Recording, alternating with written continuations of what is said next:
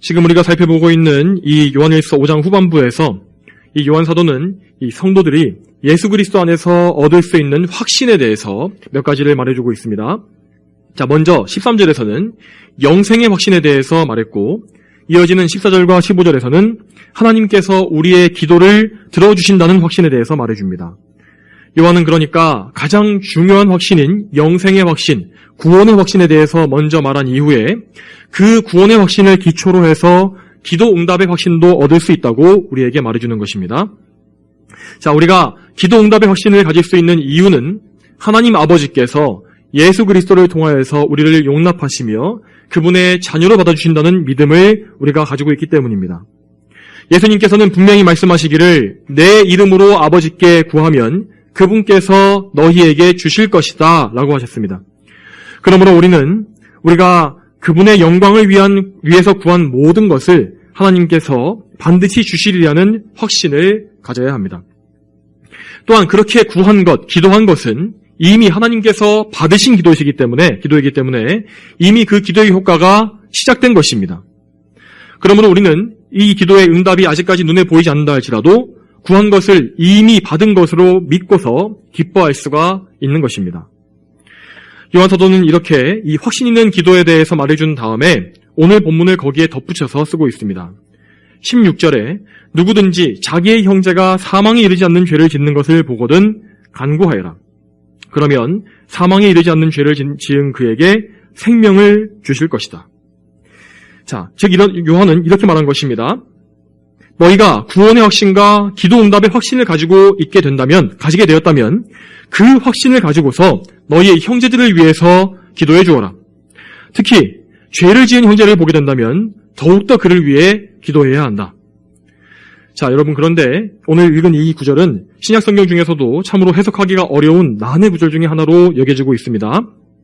왜냐하면 여기에서 말하는 사망에 이르는 죄와 사망에 이르지 않는 죄가 무엇인지를 놓고서 여러 가지 의견이 해석이 갈라지고 있기 때문입니다. 우리는 이렇게 가끔씩 이해하기가 다소 어려운 성경의 난해 구절들을 만나게 되는데 이런 구절들을 대하게 될 때 우리는 항상 먼저 이것 생각해야 됩니다. 그 구절을 성경의 다른 부분과 모순되지 않게 해석해야 한다는 이 사실을 항상 명심해야 합니다. 만약 우리가 이렇게 성경의 통일성에 대해서 전혀 고려하지 않고 한 구절만 따로 떼어서 억지로 해석하게 된다면 거의 틀림없이 우리는 잘못된 해석을 할 수밖에 없는 것입니다. 모든 이단들의 공통된 특징이 바로 이것입니다. 이단들은 성경의 전체의 진리에 따라서 그 진리를 통일적으로 보면서 바른 해석을 하지 않고 자기들의 생각에 한 구절 한 구절을 끼워 맞추기 때문에 그렇게 잘못된 교리를 만들어서 이단으로 변질된 것입니다. 성경은 이러한 잘못된 성경 해석, 이런 이단적인 해석들에 대해서 엄중하게 경고하고 있습니다. 베드로후서 3장 16절에 그 중에 어떤 것들은 이해하기 어려워서 무식하고 굳세지 못한 자들이 다른 성경들처럼 이것을 억지로 해석하다가 스스로 파멸에 이르고 있다. 이 말씀이 바로 그 이단들에 대한 경고의 말씀입니다. 그러므로 우리는 성경을 항상 경외하는 마음으로 기도하며 읽어야 하고 또한 우리가 스스로 해석하기 어려울 때에는 올바른 신학을 추구하는 경건한 신학자들의 해석을 따라야 할 것입니다. 자, 그런데 오늘 우리가 이 본문을 읽으면서 가장 중요한 문제는 이 사망에 이르는 죄가 무엇일까 하고 궁금해하는 이 문제가 아닙니다. 16절과 17절에서 이 본문에서 가장 중요한 주제는 바로 형제에 대한 사랑입니다. 요한은 이제 편지를 마무리하면서 성도들에게 마지막으로 당부하고 싶은 것들을 덧붙여서 쓰고 있는 것입니다. 그는 이제 이때에 이 편지의 가장 중요한 주제 중에 하나인 형제의 사랑을 다시금 여기에서 강조하며 말해주고 있는 것입니다. 자, 누구든지 자기의 형제가 사망에 이르지 않는 죄를 짓는 것을 보거든 간구하여라. 우리는 하나님 앞에서 죄를 범하고 있는 우리의 형제를 참으로 안타깝게 여기는 사랑의 마음을 가져야 한다는 것입니다. 왜냐하면 그 형제가 짓고 있는 그 죄라는 것은 결코 가벼운 것이 아니기 때문입니다. 죄는 그것이 무엇이든 간에 사람을 하나님께로부터 단절시키고 또한 결국에는 저주와 파멸로 빠뜨리는 참으로 더럽고 추악한 것입니다. 그리고 교회 안에 있는 형제들은 온 교회의 머리이신 예수 그리스도 아래에서 한 몸을 우리와 이루고 있는 우리의 가장 가까운 영적인 가족들입니다. 말하자면 이 형제가 죄에 빠진 것은 우리 몸의 일부분이, 신체의 일부분이 심하게 병들거나 부상을 입어서 큰 통증을 겪고 있는 것과 똑같은 것입니다. 형제가 죄 짓는 것은 그리스도의 몸이 더럽혀지고 병드는 것과 같습니다. 그러므로 그리스도와 연합된 성도들은 거듭남으로 가지게 된 영적인 감각, 이 감각 때문에 형제의 죄에서 마치 나의 죄처럼 고통과 슬픔을 느낄 수밖에 없는 것입니다. 반대로 형제가 그런 죄를 짓는 것을 보고도 슬퍼하거나 간구하는 그런 마음이 없다면 그 사람은 마치 영적인 문둥병에 걸린 것처럼 감각이 없어져 버린 것입니다. 그 사람은 어쩌면 죄가 무엇인지도 모르고 형제의 사랑이 무엇인지도 모르는 불신자나 다름없는 상태일 수도 있습니다.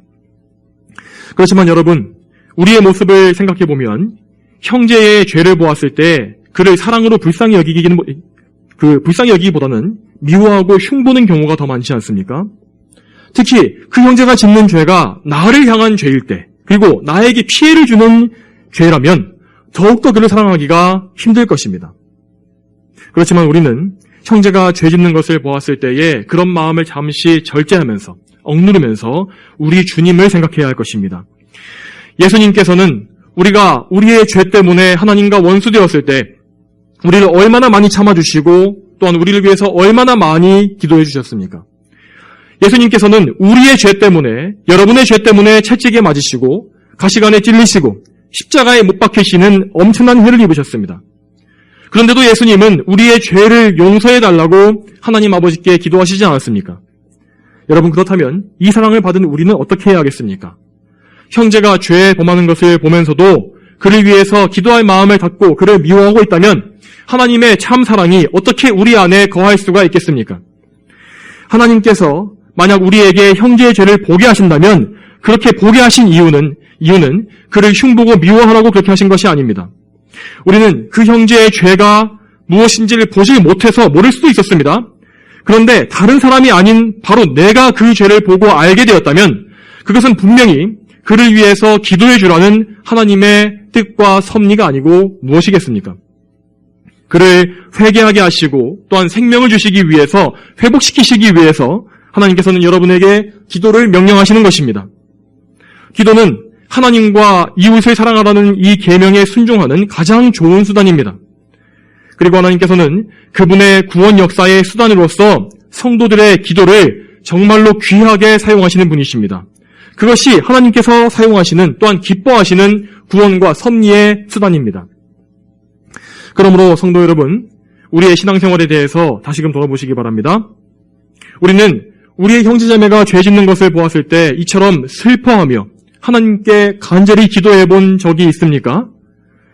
나의 형제가 죄를 지음으로 그리스도의 원수처럼 행하고 있다는 사실에 대해서 탄식하면서 눈물 흘려본 경험이 있습니까? 만일 여러분 중에 그런 경험이 없으신 분들이 계신다면 그분들께 또 여쭤보겠습니다. 여러분은 정말로 죄 자체를 미워하고 슬퍼하는 영적인 감각이 여러분 안에 있습니까? 죄가 무엇인지를 인식하면서 그 죄를 심판하시는 하나님을 두려워하는 그 마음이 여러분에게 과연 있습니까? 혹 여러분에게 형제를 향한 그런 사랑이 잠시 없더라도 그것을 회복하면 되겠지만 이 죄에 대한 감각 자체가 없다면, 이런 감각이 없다면 그런 분들은 결코 구원받은 성도일 수가 없는 것입니다. 그런 분들은 우선적으로 자신의 영적 상태의 심각성에 대해서 깊이 자각하고 먼저 자기 자신의 죄를 슬퍼하는 마음을 가지는 것부터 믿음 생활을 시작해야 할 것입니다. 자, 그러면 이제 다음 단계로 넘어가겠습니다. 자, 요한 사도가 말하고 있는 사망에 이르는 죄란 과연 무엇이겠습니까? 우선 먼저 우리가 알아야 할 사실은 요한이 여기에서 더 큰 죄와 더 작은 죄를 나누고 있는 것이 아니라는 사실입니다. 로마 카톨릭은 실제로 이 구절을, 이 요한 일서의 구절을 근거로 해서 죄를 대죄와 소죄로 나누어 놓고 이 대죄와 소죄가 각각 용서받기 위한 방법이 따로 있다고 이렇게 가르치고 있습니다. 그렇지만 성경은 죄를 그런 식으로 구분해 놓지 않습니다. 죄를 만약 우리가 큰 죄와 작은 죄라고 이렇게 칭하게 되면 사람들은 분명히 그 말을 듣고서 큰 죄에 대해서는 뭔가 율법주의적인 두려움을 가지게 될 것이고 작은 죄는 또 반대로 하찮게 여기는, 가볍게 여기는 그런 죄를 범할 것입니다. 요한은 그런 점을 잘 알고 있었기 때문에 17절에서 모든 불의는 죄이지만 라고 부연 설명을 또 해주는 것입니다. 여러분, 죄란 것은 모두 다 하나님께 지은 것이기 때문에 그것이 아무리 사소해 보일지라도 그 결과는 결국 다 사망으로 이어지게 되어 있습니다. 불이라는 것은 하나님의 의에서 벗어난 것이며, 그러므로 회개하지 않으면 불의의 결과란 것은 다 똑같은 사망인 것입니다. 무슨 죄이든 간에 죄를 용서받는 길은, 의롭게 여김받는 길은 오직 예수 그리스도를 믿고 그분의 공로를 얻는 것입니다. 설령 어떤 사람이 요한이 말하고 있는 사망에 이르는 죄를 정말로 지었다고 해도 그가 회개하기만 하면 예수 그리스도의 보혈로서 씻지 못할 죄라는 것은 없습니다. 그만큼 크고 엄청난 죄는 이 세상에 없는 것입니다. 예수님께서 완성하신 완전한 의, 이 공의는 그 어떤 불의보다도 더 큰 의입니다. 그렇지만 어떤 죄가 사망에 이르게 된다라고 하는 이 말은 이 죄를 지은 사람이 너무나 반복해서 너무나 죄에 깊고 심각하게 빠져버렸기 때문에 하나님께서 그에게는 더 이상 회개할 기회를 주시지 않는다는 뜻으로 우리는 이해할 수 있는 것입니다. 자, 여러분, 이제 이 사망에 이르는 죄가 무엇을 말하는지를 보겠습니다. 이 사망에 이르는 죄가 정확히 무엇을 말하는지에 대해서는 여러 해석이 있기 때문에 무엇이 반드시 옳다라고 단언할 수는 없습니다. 그렇지만 요한이 편지를 썼던 당시 교회의 상황을 잘 생각해 보게 되면 좀 더 이 배경을 통해서 정확한 해석을 할 수 있는 도움을 얻을 수 있을 것입니다. 당시의 교회에는 영지주의자들의 미혹이 점점 더 심해지고 있었고, 그런 미혹에 빠진 자들이 예수님의 인성을 부인하고 복음을 거절해버리는 일들이 벌어지고 있었습니다. 그들은 결국 배도해서 교회를 나가게 되었습니다. 하지만 그럼에도 불구하고 그들은 분명히 바로 얼마 전까지는 교회 안에서 형제로 함께 지내며 복음을 듣고 알던 그런 사람들이었습니다. 하지만 이런 사람들은 이제 배도했기 때문에 히브리서 6장에서 회개할 수 없는 죄라고 말씀하시는 그런 죄를 지은 사람이 된 것입니다. 히브리서 6장 4절부터 6절에 이렇게 나와 있습니다. 한 번 비침을 받고 하늘의 은사도 맛보고 성령에 참여한 자가 되고 하나님의 선한 말씀과 오는 시대의 능력을 맛보고 나서도 타락한 자들은 회개에 이르도록 다시 새롭게 하는 것이 불가능하다. 이 말씀처럼 이 타락한 자들은 교회 안에서 다른 형제들과 함께 성령님의 능력과 은혜를 맛본 적이 있었습니다. 그들은 분명히 거룩한 이 영적인 것들에 대해서 지식들이 있었습니다. 아예 교회 밖에 있던 불신자들은 무지함 때문에 자신들이 몰라서 예수님을 믿지 않은 것이지만, 이들은 예수님에 대해서 듣고 알았으면서도 예수님을 부인하고 복음을 의도적으로 거부했기 때문에 이처럼 무서운 정죄를 받게 된 것입니다. 말하자면 그들은 예수님께 정죄받았던 바리새인들과 같은 상태가 되고 만 것입니다. 마태복음 12장에서 바리새인들은 예수님께 임하신 성령님의 능력을 가리켜서 악령의 능력이라고 말했습니다. 그래서 예수님은 그들에게 이렇게 말씀하십니다. 마태복음 12장 31절에 그러므로 내가 너희에게 말하니 사람들에 대한 모든 죄와 모독은 용서받을 수 있으나 성령에 대한 모독은 용서받지 못할 것이다. 바리새인들은 성경을 너무나 잘 알았고 성경에 나와 있는 예수님에 대한 예언도 알았습니다. 그들은 예수님의 사역에 어떠한 죄악도 없었고 오직 선한 것만 있었다는 사실도 알고 있었습니다. 그런데도 그들은 자신의 양심을 고의적으로 속이고 성경을 부인하며 성령님을 고의적으로 모독했던 것입니다. 이것은 무지함으로 행한 죄와는 완전히 다른 것입니다. 알면서도 고의적으로 뻔뻔스럽게 하나님의 일을 대적하고 배도한 것, 이것이 바로 사망에 이르는 죄인 것입니다. 물론 요한은 이런 사람들을 위해서도 기도를 아예 금지하는 것은 아니었습니다. 하면 안 된다라고 하는 것은 아니었습니다. 그렇지만 그는 그 정도로 죄에 깊이 빠지고 양심이 화인맞아버린 자들에 대해서는 기도하는 것이 소용이 없다라고 말한 것입니다. 왜냐하면 하나님께서 그들의 기도를 듣지 않으실 것이기 때문입니다. 그러므로 그런 사람들에 대해서는 그들의 처분을 그저 하나님께 다 맡기고 하나님의 공의와 사랑으로 모든 것을 선하게 판결해 주시기를 그저 다 간구할 수밖에 없는 것입니다. 여러분, 그러면 반대로 사망에 이르지 않는 죄라는 것은 무엇일까요? 사망에 이르지 않는 죄, 이것은 무엇일까요? 그것은 방금 말씀드린 이 알면서도 고의적으로 지은 배도의 죄 이외에 다른 모든 죄를 말하는 것입니다.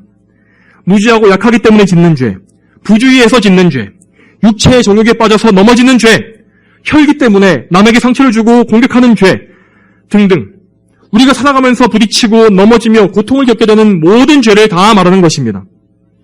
우리의 형제가 이런 죄를 범하는 것을 우리가 보게 된다면 우리는 그를 위해서 반드시 기도해 주어야 합니다. 그가 정말로 그리스도를 부인하고 교회를 떠나버린 사람이 아니라면 우리는 그를 여전히 형제로 여기면서 불쌍히 여기고 그에게 생명을 달라고, 회복시켜달라고 기도해야 하는 것입니다. 우리 생각에는 도저히 저 사람은 가망이 없다라고 볼 수 있는 그런 삶이라 할지라도 성경의 기준에서, 성경의 말씀에 사망에 이르는 죄를 그가 지은 것이 아니라면 그를 위해서 우리는 반드시 기도할 의무가 있는 것입니다. 우리가 죄 지은 형제를 위해서 기도하는 것은 그의 죄를 대신 가지고 예수님께 나아가는 것과 같습니다. 우리는 우리 자신의 죄만 가지고서 예수님께 나아갈 것이 아니라 남의 죄를 보았을 때는 그 죄도 역시 예수님께 가지고 가야 하는 것입니다. 예수님께 죄를 가지고 가는 것은 그를 예수님께 고자질하는 것이 아닙니다. 일러 바치는 것이 아닙니다. 그를 그 죄에서 건져달라고, 그가 생명을 잃지 않게 해달라고, 회개하게 해달라고, 우리 예수님의 십자가 공로의 보혈에 의지해서 예수님께 간청하는 것입니다. 여러분, 혹시 여러분의 마음속에 형제에 대해서 미운 마음이나 용서할 수 없는 그런 냉랭함이 있다면 여러분의 마음속에 그런 마음이 사라지고 사랑이 생겨나게 해달라고 하나님께 간청하시기 바랍니다. 그것을 위해서 정말로 눈물로 기도해야 할 것입니다. 형제들에 대한 사랑 역시, 정말 그들을 사랑할 수 있는 것 역시 정말로 고된 면담과 성화의 과정을 거쳐야만 점점 더 성장해 갈 수 있는 것이기 때문입니다. 여러분, 우리가 언제까지 믿음의 초보에 머물러서 형제 사랑을 실천하지 못하는 연약한 상태에 머물러 있어야 하겠습니까? 우리는 반드시 예수님께서 말씀하신, 명령하신 서로 사랑하라는 이 세 계명에 순종하는 장성한 믿음으로 반드시 나아가야 할 것입니다. 성경에서는 이 형제를 위해서 기도함으로써 그들을 죄에서 구한 사람들의 이야기가 정말로 많이 나옵니다. 그 중에서 구약 성경에서는 대표적으로 모세가 이스라엘 백성들을 위해서 여러 번 기도했던 것을 볼 수 있습니다. 출애굽기 32장에서 이스라엘 백성들은 금송아지를 만들어서 그것을 하나님이라고 부르면서 그것을 섬기며 춤추는 엄청난 죄를 저질렀습니다. 그래서 하나님께서는 진노하셔서 그들을 멸해버리시고 모세를 통해서 다시 한번 큰 민족을 이루시겠다고 말씀하셨습니다. 그렇지만 모세는 하나님 앞에서 간청합니다. 여호와시여, 주께서 어찌하여 큰 능력과 강한 손으로 이집트 땅에서 인도하여 내신 주님의 백성들에게 진노하십니까? 주님의 진노를 돌이키시고 주님의 백성에게 이 재앙을 내리지 말아주시옵소서. 모세는 하나님의 놀라운 역사와 그분의 언약을 하나님께 상기시켜드림으로써 죄 지은 형제들과 하나님 사이에 중재자의 역할을 자청했습니다. 또한 나중에는 심지어 그의 이름을 생명책에서 지우시는 한이 있다 하더라도 백성들을 대신 구해달라고까지 하나님께 애원했습니다. 물론 모세는 생명책에서 이름이 지워지거나 멸망당하는 그런 것을 당하지는 않았습니다. 그의 이러한 기도는 우리를 향하신 예수 그리스도의 중보하심을 예표하는 기도였던 것입니다. 모세는 그러한 그 멸망의 죄, 어떤 그런 심판과 두려운 그 지옥의 형벌을 겪지는 않았습니다. 그렇지만 우리 예수님은 정말로 그분의 인성이 하나님께로부터 버림받으시며 끊어지셨고 지옥의 고통을 실제로 당하셨습니다. 하나님께서는 그분께서 택하신 우리 이 백성들의 죄를 그분의 아들 예수 그리스도 안에서 다 그렇게 처리하셨으며 예수 그리스도를 우리를 위한 중보자로 세우셔서 그분의 공의가 다 만족되도록 하셨습니다. 우리는 그 하나님의 은혜로 말미암아 구원받았고 지금 이 시간에도 예수님의 중보하심의 은혜를 계속해서 누리고 있습니다. 우리는 그 은혜를 통해서 성령으로 거듭나서 새 사람이 되었고 그렇기 때문에 하나님을 사랑하고 이웃을 사랑할 수 있는 거룩한 본성을 우리 안에 가지게 된 것입니다. 우리는 이 복음을 깨닫고서 그 믿음을 가지고 형제들을 위해서 기도해야 하는 것입니다. 만일 그가 회개하기를 거부한다면 그가 회개하게 해달라고 하나님께 또한 기도하십시오. 여러분이 그렇게 기도하지 않는다면 그 형제는 어쩌면 점점 더 죄에 깊이 빠지다가 결국에는 돌이킬 수 없는 상태에 빠질 수도 있지 않겠습니까? 어떠한 병을 미리 발견해서 조기에 치료하는 것이 참으로 중요하듯이 죄 역시 그것이 비교적 심각하지 않을 때에 빨리 깨닫게 하고 회개하게 하는 것이 가장 좋은 것입니다. 우리는 그러므로 형제의 죄가 이제 막 시작되었을 때 그것을 본다면 그것을 위해서 기도하고 또한 기도한 이후에는 그를 지혜롭게 권면해서 큰 위험에서 건지는 그런 역할을 해야 하는 것입니다. 이런 일을 귀찮아하거나 주저해서는 안 될 것입니다. 그 형제가 끝까지 회개하기를 거부한다면 그것은 물론 그의 책임이 될 것입니다.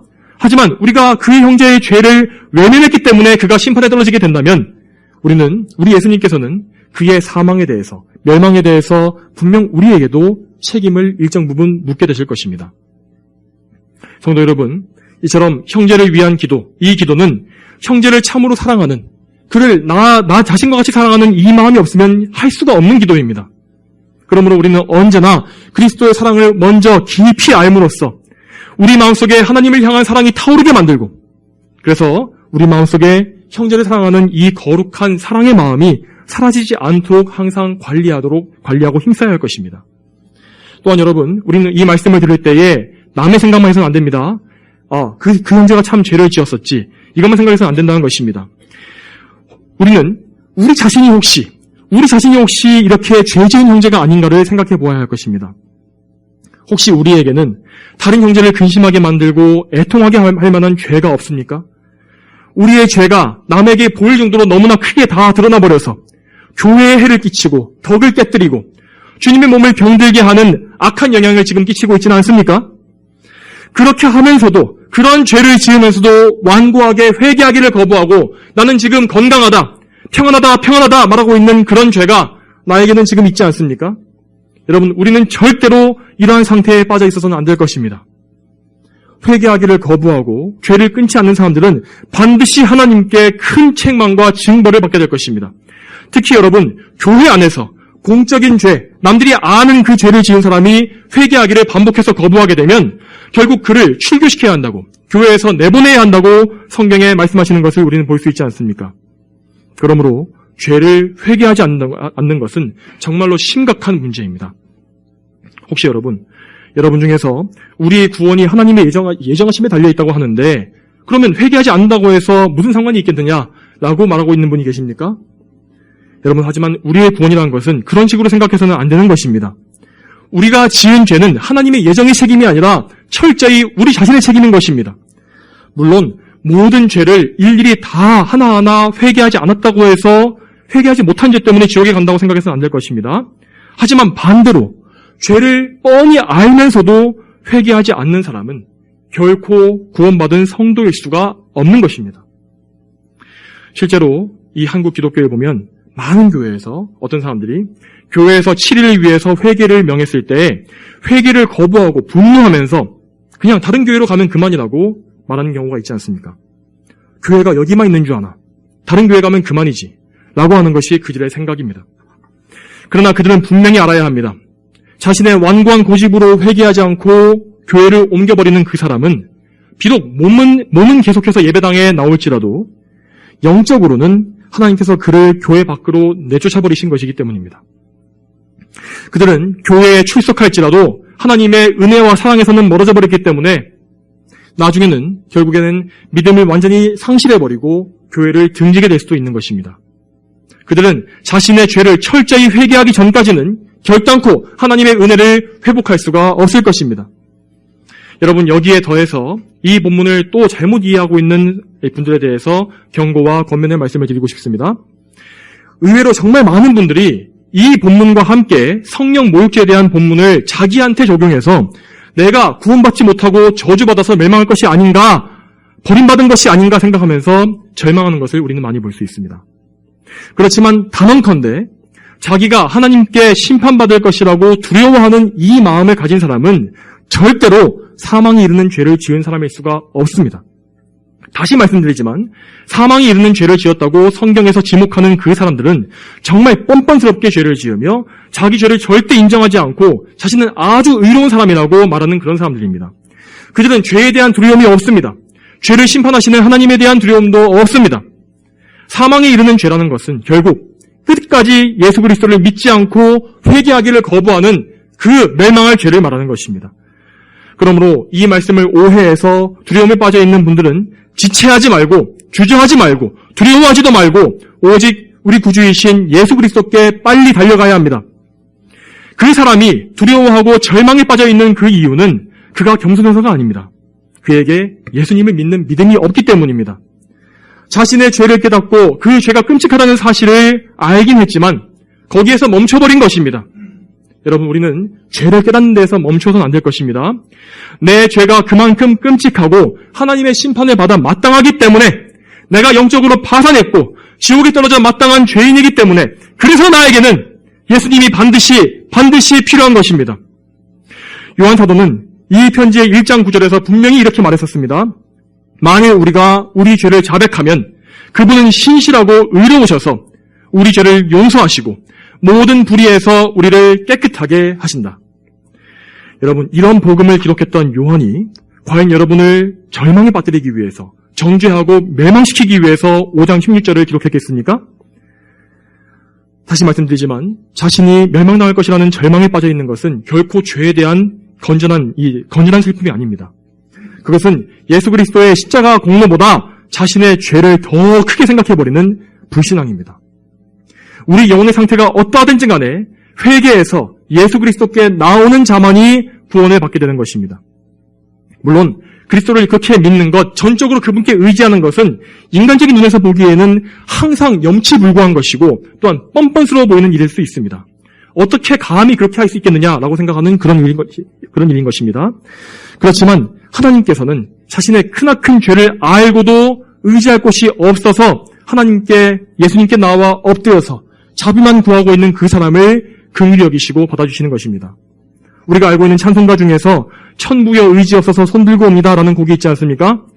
회개하는 자는 그렇게 빈손을 들고서 하나님께 나아가는 것입니다. 하나님 앞에 두 손을 들고 항복함으로 자신의 죄를 애통해하며 나아가는 것입니다. 그리고 그리스도의 십자가 공로와 속죄하시는 보혈을 믿는 그 믿음만으로 예수님께 완전히 자신의 삶을 다 의탁해버리는 것, 그것이 바로 구원 얻는 믿음인 것입니다. 여러분, 그리고 우리 주변에는 이렇게 지나치게 절망에 빠져 있는 불신자와는 다르게 완전히 반대되는 상반대 상태에 있는 사람들이 또 있습니다. 그들은 자기의 죄에 대해서 너무나 태평하게 생각하면서 예수님께 나오기를 미적거리는 그런 사람들입니다. 이들은 이런 말을 하는 것입니다. 나는 최대한 나중에 예수님을 믿을 겁니다. 내 마음대로 평생을 살다가 죽기 직전에 예수님을 믿으면 가장 좋은 것 아니겠습니까? 우리가 전도를 하다 보면 이런 말을 하는 사람들이 교회 바깥에 정말로 많다는 것을 알게 됩니다. 그런 사람들에게 오늘 본문과 같은 말씀을 또 들려주게 되면 그들은 이렇게 말할 것입니다. 그러면 저는 아직까지 사망이 이를 만큼 큰 죄를 짓진 않았기 때문에 나중에라도 예수님을 믿을 기회가 저에게 주어지겠군요. 이런 사람들은 적어도 하나님께서 계시다는 것을 어렴풋이 알고 있기 때문에 노골적으로 교회와 그리스도를 증오하는 이 악의적인 마음을 드러내 보이지는 않습니다. 그들은 복음을 들을 때에 내심 불안감과 불편함을 느끼기 때문에 그것을 대놓고 거부하지는 못하는 것입니다.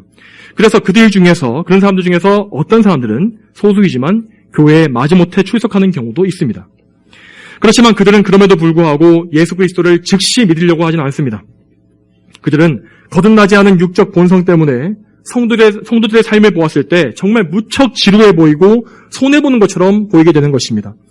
그래서 자기는 최대한 인생을 즐기고서 정욕과 쾌락을 좇으면서 마음대로 살다가 마지막에 구원받고 좋은 곳에 가는 것, 이것이 가장 좋은 인생일 것이라고 생각하는 것입니다. 혹시 이 설교를 들으시는 분들 중에서도 그런 생각을 하시는 분들이 계신다면 잘 들으시기 바랍니다. 여러분 중에 도대체 누가 자기의 죽는 날을 알 수 있다는 말입니까? 오늘 지금 이 시간에도 전 세계에서 불의의 사고로 세상을 떠나는 사람들이 수없이 많습니다.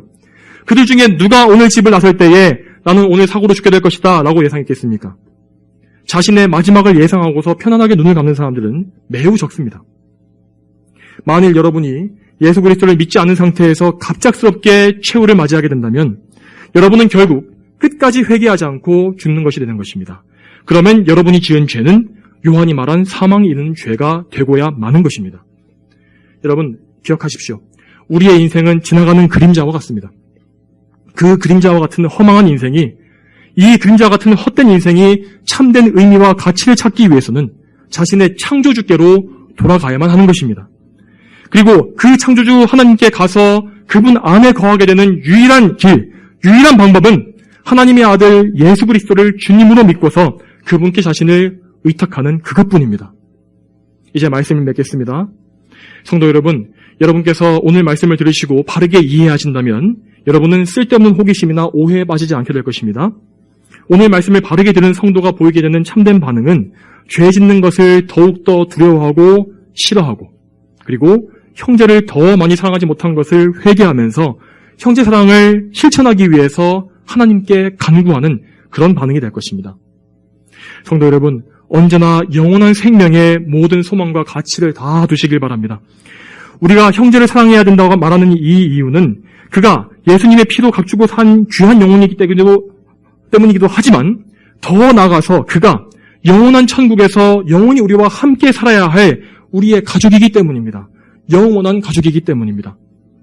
항상 이렇게 영원한 것을 멀리 내다볼 수 있는 영적인 시야를 여러분 가지시기 바랍니다. 그리고 하나님을 영화롭게 할 일이 무엇인지를 늘 집중하고 거기에 골몰하시기 바랍니다. 오직 하나님께 드리고 그분께 바치는 것만이 영원한 가치를 지닐 수 있는 것입니다. 우리 모두가 이 사실을 깨닫고 순종함으로 하나님께 모든 영광을 올려드리게 되기를 소망합니다. 다 함께 기도하겠습니다. 거룩하신 아버지 하나님, 오늘도 이 거룩한 주일 예배 시간에 우리에게 요한일서의 이 참 생명의 말씀을 듣게 해주심에 감사드립니다. 하나님, 우리가 참으로 하나님을 사랑하며 또한 우리의 이웃을 우리의 몸과 같이 사랑하는 그러한 믿음을 가질 수 있게 해주시기 바랍니다. 특별히 우리의 이웃 중에서도 우리와 항상 함께하는 우리 교회의 형제들, 또한 전 세계에서 하나님을 함께 섬기고 있는 그리스도의 몸 안에 있는 지체들을 위해서 정말 사랑과 눈물과 또 간구를 올려드릴 수 있는 우리 모두가 되기를 원합니다. 참으로 예수님께서는 우리에게 서로 사랑하라는 새 계명을 주셨습니다.